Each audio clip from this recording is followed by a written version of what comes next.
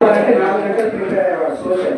నాకు తెలుసు, ఎందుకంటే నేను 7 సంవత్సరాలు సాగుతూనే వచ్చిన బండి మీద వచ్చినా కూర్చున్నా అండ్ అదే ధ్యాస. పిల్లలకి ఏం చెప్పాలి, ఎట్లా చెప్పాలి, కొత్తగా నేర్చుకోవాలి, 60 ఏళ్ళ వయసులో కూడా నేర్చుకోవాలి, చెప్పాలని తప్పన. అంటే వయసు గుర్తు కదా సార్, ఎప్పుడు గుర్తుకొస్తుంది, ఇట్లాంటి అప్పుడు గుర్తుకొస్తాయి.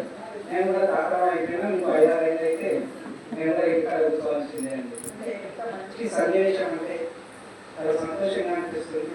సరే, మనం చెప్పినటువంటి చదువుకు ఉద్యోగాలు వచ్చినాయా లేదా అన్నీ పక్కన పెట్టండి. మంచి మానవీయ విలువలతో మంచి విలువలు కలిగినటువంటి కుటుంబ నేపథ్యాలు కలిగినటువంటి వాళ్ళు ఉన్నారు. వాళ్ళు మీకు మీ పిల్లలతో పాటు మీ దగ్గర పంపేటట్టు అర్థం చేసుకోవచ్చు. మీ కుటుంబాలలో ఇంకా అనుబంధం ఉంది, మీ విలువలు ఉన్నాయనేటువంటి గుర్తు చేసుకోవచ్చు. బహుశా అందరూ కూడా మాకు కొంత గర్వంగా ఉంటారు. మేము నేర్పినటువంటి క్రమశిక్షణ. సరే, సార్ కొట్టిందా కొట్టలేదా, కొట్టింది మస్తు కొట్టింది సార్, మేమైతే కొట్టలేదు. ఎందుకంటే కొట్టాల్సిన సబ్జెక్ట్ కాదు బయాలజీ, అసలే కాదు. ఎందుకంటే బయాలజీ అంటే ఎంజాయ్ చేసేవాళ్ళు అందరూ. జీవశాస్త్రం ఒక్కొక్కసారి లైట్ కూడా తీసింది,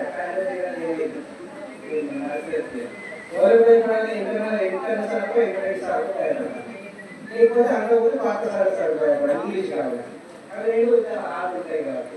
కాబట్టి మేము కేవలం ఉద్యోగాల కోసము, చదువులు అనేటువంటి కేవలం ఉపాధి కోసమో కాదు, సంస్కారాన్ని నేర్పించేటువంటి చదువు, మానవీయ విలువల్ని నేర్పించేటువంటి, కుటుంబ విలువల్ని పెంపొందించేటువంటి, ఆత్మీయతలు, అనుబంధాలు, ఒక మనిషిని మనిషిగా గౌరవించేటువంటి సమాజాన్ని తయారు చేసేటువంటి విద్య యొక్క అంతిమ లక్ష్యం. కాబట్టి ఇప్పటిదాకా చెప్పారు, పిల్లలు చాలా గర్వంగా చెప్పారు, మా వారు రైతు, ఫార్మర్, వ్యవసాయం చేస్తారని. నేను రైతుగా ఉన్నానని చెప్పారు. చాలా సంతోషం. ఏ రంగంలో ఉన్నా నీ వృత్తిని నువ్వు ప్రేమించు, గౌరవించు, ఆత్మగౌరవంతో పని చేసుకోండి, సరిపోతుంది. మనం కరోనా టైంలో చూసాం, వీధులు ఊడ్చేటువంటి వాళ్ళను, చెత్తలు ఊడ్చేటువంటి కార్మికులను దేవుళ్ళుగా వచ్చినాం. కనిపించే దేవుళ్ళు డాక్టర్లు, పారిశుద్ధ కార్మికులు అని చెప్పి వాళ్ళని మనం నెత్తినేసుకున్నాం. ఇప్పుడు లేదనుకోండి, కరోనా ఉన్న కాలం మనం పోయిందాం. అంటే వాళ్ళు వాళ్ళ యొక్క వృత్తి నిబద్ధత, వాళ్ళు ఆత్మగౌరవంతో పని చేసుకుంటున్నారు. కాబట్టి ఏ పని అయినా సరే చేసేటువంటి పని మీద దృష్టి పెట్టి మనం గౌరవంగా ఉన్నట్లయితే మనకు ఆటోమేటిక్గా అదే విలువ వస్తుంది. ఏదేమైనా ఒక 10 ఏళ్ళ తర్వాత ఒక మంచి కార్యక్రమాన్ని ఏర్పాటు చేసి మళ్ళీ మన అందరం కలిసినటువంటి అపూర్వమైనటువంటి సన్నివేశాన్ని ఏర్పాటు చేసినందుకు నిజంగా దీనికి ఎవరి మధ్యలోనూ ఒకరి మధ్యలో ఆలోచన వచ్చి ఉంటుంది. మిమ్మల్ని అందరినీ సమీకరించి ఈ స్థాయికి తీసుకోవడం అనేటువంటి గొప్ప విషయం. ఇంకా నా గురించి అంటే మీకు అందరికీ తెలిసిందే, నేను దాదాపు ఇక నెక్స్ట్ ఇయర్కి అయితే 30 ఇయర్స్ అవుతుంది. 30 ఇయర్స్ ఇండస్ట్రీ, 30 సంవత్సరాలు అవుతుంది నేను ఉద్యోగంలో చూసి. నేను చేసింది 4 ఇయర్స్ స్కూల్, 30 సంవత్సరాలలో 4 ఇయర్స్ స్కూల్. ఎక్కడ పని చేసినా వాళ్ళు నిలబడ్డాక అక్కడనే ఉంటారు. లాంగ్ స్టాండింగ్, ఖచ్చితంగా లాంగ్ స్టాండింగ్. ఫస్ట్లో ఉన్నప్పుడు 5 సంవత్సరాలు ఉండే, 5 సంవత్సరాలకు ఇంకో స్కూల్ అయినా 9 సంవత్సరాలు పనిచేసినాక. ఈ 2 కూడా ప్రైమరీ స్కూల్. 13 సంవత్సరాలు ప్రైమరీ స్కూల్లో పనిచేసిన తర్వాత 2009లో ప్రమోషన్ వచ్చింది హై స్కూల్లో, స్కూల్ అసిస్టెంట్గా. ఈ బ్యాచ్ అందరం మేము ఒకటేసారి వచ్చినాం. వచ్చిన తర్వాత ఇక్కడ ఒక 9 ఏళ్ళు పనిచేసినాం. ఇంకా వేరే గుర్తు రాదు, ఈ స్కూల్కి వచ్చిన తర్వాత వేరే గుర్తు రాదు మాకు. మళ్ళీ ఇక్కడ వెళ్ళబెట్టడానికి ఇక్కడ ఉన్నాం. లాంగ్ స్టాండింగ్ అయింది, మీరు వెళ్ళిపోండి. ఇప్పుడు మళ్ళీ ఆ స్కూల్ పోయిన తర్వాత 7 సంవత్సరాలు అయిపోయింది. మన జూలై 9వ తేదీకి 7 సంవత్సరాలు పూర్తి చేసుకొని 8వ సంవత్సరం నెక్స్ట్ వాళ్ళు వెళ్ళబడ్డారు. అక్కడ నుంచి ఇంకొక స్కూల్ పోయిన తర్వాత రిటైర్ అయ్యి అది ఇంటికి పంపిస్తారు నెక్స్ట్. సరే, ఏదేమైనా ఈ 4 స్కూళ్ళలో పనిచేసిన చాలా సంతృప్తిగా ఉంది. ఒకటి, నేను ఉద్యోగంలోకి వచ్చిన తర్వాత ప్రైమరీ స్కూల్లో 9 సంవత్సరాలు, 13 సంవత్సరాలు పనిచేసిన తర్వాత ప్రమోషన్ వచ్చి ఈ స్కూల్కి రాగానే ఎంతో ఉత్సాహంగా 9 సంవత్సరాలు ఎక్కడ వెనక తిరిగి చూడకుండా చాలా ఉత్సాహంగా మంచి బ్యాచ్ దొరికింది. కాబట్టి అందరూ ఒకరికొకరు పోటీ పడుతూ బోధన గావించడం, ప్రతి రంగంలో కూడా మాట్లాడుకున్నాం. సాయంత్రం మళ్ళీ అందరూ ఒక యూనిట్గా మంచిగా ఇది అని చెప్పి, అంటే అనేక రకాలైన చర్చోపచర్చలు, అనేకమైన అభిప్రాయ భేదాలు అన్నీ ఉన్నా కూడా భాషా అభివృద్ధి కోసం చాలా కష్టపడ్డాం, చాలా పనిచేసినాం. అట్లాంటి సహకారం కూడా ఇక్కడ దొరికింది. ముఖ్యంగా మీలాంటి విద్యార్థులు దొరకడం మన దృష్టి. ఇంతకుముందు సాధారణంగా మాట్లాడుతూ 7 సంవత్సరాలు అయ్యి నేను పాఠశాలలో ఏదైనా ప్రోగ్రామ్ అయినప్పుడు మాట్లాడుతూ జిల్లా పరిషత్ మన పాఠశాల గతంలో విద్యార్థులకు కూడా మాట్లాడుతున్నాను. వాళ్ళు అంటారు ఏది లేదు సార్ అడ్మినిస్ట్రేషన్ మళ్ళీ అంటే ముగ్గురు పని చెప్తారు. సెలవు పత్రం రాసిన అంతే రాస్తూ చెప్పి రాస్తారు. ఆ సార్ చేతిలో తీసుకున్న తర్వాత ఏం సార్ నువ్వు కావాలని రాస్తావా ఇప్పుడు మర్చిపోయి ఆడుతున్నావు. 7 ఏళ్ళ తర్వాత కూడా ఇంకా రకమైన రాయగలుగుతున్నాం. ఎందుకో ఇక్కడ ఉన్నటువంటి అనుబంధం లేదనిపిస్తుంది. ఎందుకంటే నేను పనిచేసేటువంటి విలేజ్ కుక్కూరుపల్లి హై స్కూల్లో ఇప్పటికీ 420 మంది స్టూడెంట్స్, 23 మంది స్టాఫ్ ఉంటారు, మంచి 2 శిక్షకులు ఉంటారు, ఒక పెద్ద మానసం ఉంటారు.